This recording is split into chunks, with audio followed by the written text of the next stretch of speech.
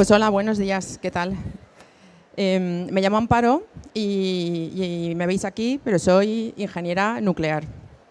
¿Y por qué digo esto, no? Pues porque cuando decimos que somos ingenieros nucleares, la palabra nuclear, esto siempre, más allá del sector nuestro, donde estamos muy acostumbrados a esta palabra, siempre crea controversia entre las personas que nos escuchan. Y siempre es como algún tipo de reacción ante escuchar que trabajamos en el sector nuclear. Entonces, ¿por qué es esto? Bueno, pues porque la energía nuclear es una energía que está estigmatizada y está señalada y acumula muchísimos mitos. ¿Y qué es un mito? Realmente un mito es una cosa que creemos que es, pero en realidad es mentira. Entonces, durante los próximos minutos os voy a mostrar algunos de los mitos más famosos y cómo es la realidad en nuestro mundillo nuclear. Entonces, ¿cuáles son ellos? Pues venga, pues vamos allá. El mito primero. Como veis, Los Simpson es una fábrica constante de mitos nucleares. Entonces, ¿qué ocurre? Que los operadores de las centrales nucleares son como Homer Simpson. Este es uno de los mitos. Si os dais cuenta, aquí el amigo Homer, que lo tenemos aquí, siempre se pinta en Los Simpson como que es una persona con una educación y una formación bastante baja, que no se aclara, el pobre, cuando quiere parecer un poco listo se pone las gafas y cuando tiene que apretar algún botón no sabe cuál y lo que hace al final es que come donuts. Pero esto es totalmente un mito. La realidad es que los operadores de la central son más parecidos a este señor, que se llama Alfredo García, más conocido como operador nuclear en las redes sociales. Es un grandísimo divulgador, o sea que si no lo conocéis en Twitter os lo recomiendo. Y como veis, un operador de la central realmente son ingenieros, tienen aproximadamente 3 años de formación específica con todas estas asignaturas, física nuclear, accidentes, factores humanos, materiales, electricidad electrónica y además tienen que tener al menos 4 semanas al año de formación en un simulador. ¿Y qué es un simulador? Bueno, pues como igual que los pilotos de avión tienen que aprender a aterrizar y a volar y a despegar con simuladores, los operadores de central también tienen unos simuladores que son exactamente iguales a las centrales nucleares y lo que hacen es que entrenan 4 veces al año. De hecho, Eli es una de las que les enseña y les da la formación específica nuclear. Vamos al siguiente mito, es otro también de los mitos de Los Simpson, en el que dice que el combustible nuclear es verde fluorescente, de este estilo, que se parece más a un trozo de una espada láser que a lo que realmente es el combustible nuclear. Siento deciros que el combustible nuclear tiene esta pinta. Son unas pastillitas pequeñitas, que es como si fuese una pila de botón, pero un poquito más gordita, no son de metal, no son de gris metálico, sino que son negras, y lo que veis es que es sólido, es compacto, que es químicamente inerte, o sea, no tiene ninguna reacción química con nada, no se disuelve, no es como un azucarillo que se disuelve en agua y además es de color negro. Una de las cosas más importantes es que 2 de estas pastillitas pueden producir la energía que vamos a necesitar tú o yo a lo largo de toda nuestra vida. El tercer mito, este es mi favorito, que son las torres de refrigeración son exclusivas de las centrales nucleares y además emiten gases tóxicos. Bueno, yo que soy de Valencia y nos gusta mucho ir a Teruel, a veces mis amigos pasan por la carretera y me dicen, oye, que hemos pasado por la nuclear. Pero es que esto no es una nuclear, veis que es una central de carbón. Entonces, siento deciros que las torres no son un elemento de las centrales nucleares, es un elemento de las centrales térmicas de cualquier tipo, nuclear, carbón, gas y además de otras diversas industrias. Además, las torres son un equipo con una función ecológica porque lo que hacen es que limitan la temperatura del agua de los ríos y de los lagos. Entonces, ¿cómo funcionan? Muy sencillas. Por aquí pasa una masa de agua caliente hacia arriba, de aire caliente hacia arriba y por aquí pasa agua caliente. Entonces, ¿cuál es el resultado? Que tenemos agua fría debajo y lo que sale por la torre es vapor de agua con partículas de agua en suspensión. Es decir, para que todos los podamos entender de una manera sencilla, las torres de refrigeración son fábricas de nubes. El cuarto mito, bueno, aquí tenemos plátanos. ¿Queréis algún plátano? ¿Alguien? El entorno de las centrales nucleares, la flora y la fauna sufre sus efectos. Bueno, mirad, este plátano que solemos comer a menudo tiene una radiación equivalente a la radiación que hay alrededor de un radio de 30 kilómetros cerca de la central. Es decir, comerse plátanos ¿Es nocivo? No. Lo que queremos decir, de hecho, comer plátanos es sanísimo. ¿Por qué es radioactivo el plátano? Porque tiene un isótopo que se llama el potasio 40, que es radioactivo.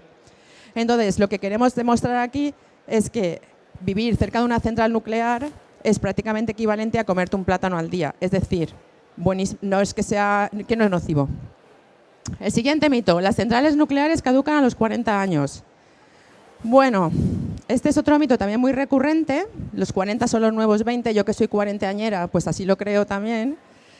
Entonces, ¿qué ocurre? Mirad, en el mundo tenemos en estos momentos 450 reactores operables, de los cuales más de 100 están ya operando más de 40 años. En España, la media de edad de las centrales que tenemos es de 35 años. O sea, una persona de 35 años, pues de momento no es muy vieja, que digamos, ¿no? Entonces, en Estados Unidos, que es el referente español en tecnología y en normativa, tiene 98 reactores. De esos 90 reactores, de esos 98, 90 ya están operando más de 60 años y varios han solicitado avanzar hasta 80 años. Es decir, ¿qué significa los 40 años? Los 40 años es la cifra que se puso de tiempo para amortizar la inversión, pero no tiene ninguna razón tecnológica para que no podamos operar más allá. El siguiente mito, este también es súper recurrente. Una central nuclear puede explotar como una bomba atómica. Es muy, muy, muy recurrente este mito, ¿no? Entonces, bueno, en la naturaleza existen dos tipos de uranio, el uranio 238 y el uranio 235. Es como esos juegos de niños que hay una bola muy grande y dentro hay una bola pequeñita, la abres y dentro está la chiquitita, ¿no? Pues el uranio 238 es el grande y el uranio 235 es el pequeñito. Es una birria el uranio 235, es muy poquito. Si lo veis aquí es un 0,7%, pero realmente es el útil para producir fisión. Entonces, ¿qué necesitamos? Necesitamos enriquecerlo. ¿Hasta cuándo? Pues entre un 4 y un 5% para que pueda producir fisión, es decir, electricidad en una central nuclear. Sin embargo, en una bomba atómica, el enriquecimiento que necesitamos es un 90%. Es decir, un 5 versus a un 90 es que una central nuclear no puede explotar como una bomba porque una central nuclear no es una bomba. Es como si pensamos, ¿un perro puede correr como un conejo? Pues no, porque un perro no es un conejo, básicamente. Entonces, una central nuclear es una fábrica de luz. El siguiente mito. Las centrales nucleares emiten más CO2 que las renovables. Bueno, tenemos en nuestro stand, que luego os invitamos a que vengáis, tenemos un juego sobre las emisiones de CO2 y entonces hay aquí como un ranking de más a menos. Y es muy gracioso ver, hay que ir macheando las fuentes de energía con las emisiones un poco para ver qué es lo que vamos viendo, ¿no? Entonces, generalmente tenemos bastante claro que estas son de las energías de los combustibles fósiles, pero cuando luego tenemos que situar la nuclear ya no tenemos demasiado claro dónde está, ¿no?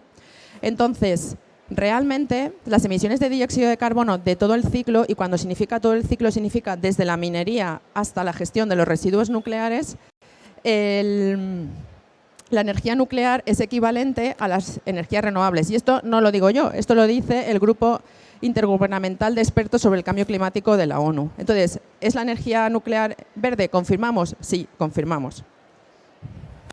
Y ya el último mito es las centrales nucleares generan gran cantidad de residuos y además el problema de los residuos pues no está resuelto. Bueno, la realidad es que un reactor de 1000 megavatios, que ya es un reactor bastante grandecito, no es de los pequeñitos, sino de los bastante grandecitos, pues produce cada año este volumen de residuos de alta actividad. Entonces, ¿esto qué significa? Pues que a lo largo de toda la vida de las centrales, de esos 450 reactores que están en operación, sus residuos generados podrían caber, para aquellos que seáis futboleros, en el estadio del Santiago Bernabéu. O sea que el volumen realmente es bastante pequeñito. Y luego, el que el problema de los residuos no esté resuelto, bueno, pues nosotros técnicamente sí que lo tenemos resuelto con el almacén geológico profundo.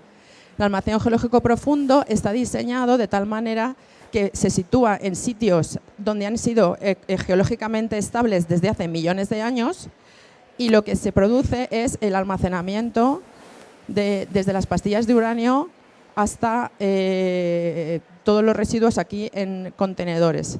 Entonces, este almacén geológico profundo está diseñado de tal manera que cuando se selle, y esto es muy importante, cuando esté sellado, no necesitará ni supervisión ni mantenimiento. Entonces, ¿por qué se diseñan los AGPs? Pues los diseñamos explícitamente para no cargar con la responsabilidad a las generaciones futuras. Y fin, este es el último mito del día. Muchas gracias. Por cierto, tenemos un stand allí, al lado del Consejo de Seguridad Nuclear. Tenemos plátanos, tenemos infografías, tenemos un montón de juegos, maquetas con las centrales nucleares. O sea, que aquellos que tengáis dudas o queráis saber algo más, pues venid, que estaremos encantados de daros folletos. Y hay un oso muy chulo para que os hagáis fotos, así que os esperamos por allí. Muchas gracias.